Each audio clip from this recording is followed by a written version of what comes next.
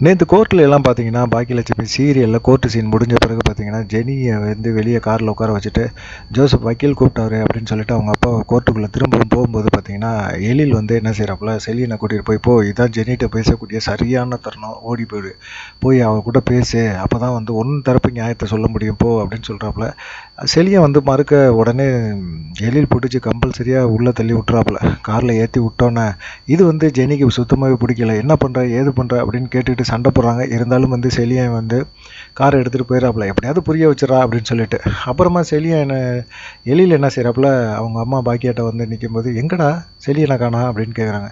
அவர் கேட்கும்போது, "நான் செலியன ஜெனி கூட சேர்த்து அனுப்பிச்சி விட்ருக்கேன். கார்ல அனுப்பிச்சி விட்ருக்கேன். அவன் போறான். அவன் தரப்பு நியாயத்த சொல்லட்டும்" அப்படின்னு சொல்லும்போது, பாக்கியா பயந்துடுறாங்க. "டேய், அவங்க அப்பா ஜோசப் இப்போ தான்டா கோர்ட்டுக்குள்ள இருக்காரு. வந்து வெளியே வந்தோன்னே, எங்க என் பொண்ண காணோம் அப்படின்னு கேட்டாருன்னா என்னடா பண்றது?" அப்படிங்கிற மாரி இருக்கு. அதேபோல அந்த டயத்துல ஜோசப்பும் வெளிய வராப்புல.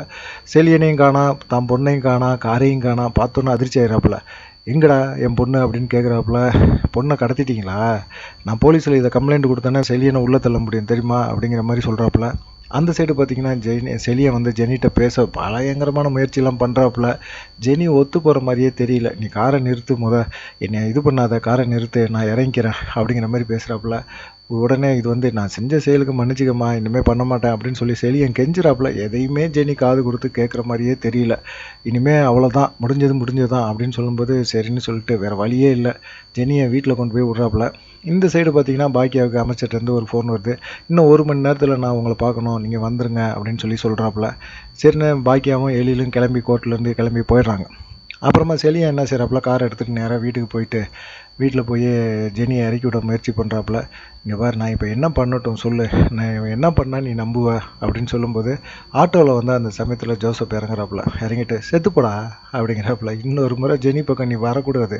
அப்படி வந்த அப்படின்னா, திரும்ப திரும்பவும் நீ வந்து இது பண்ணிக்கிட்டே இருந்தேன்னா, நான் போலீஸ்ல கம்ப்ளைண்ட் குடுத்துருவேன்" அப்படின்னு சொல்லும்போது, "நான் ஜெனி கிட்ட பேசுவேன். திரும்ப திரும்ப முயற்சி பண்ணிக்கிட்டே தான் இருப்பேன்" அப்படின்னு சொல்லி செலியன் பேசும்போது, ஜோசப் பயங்கரமா டென்ஷன் ஆகி செலியன அடிக்க கைய ஓங்கிறாப்புல.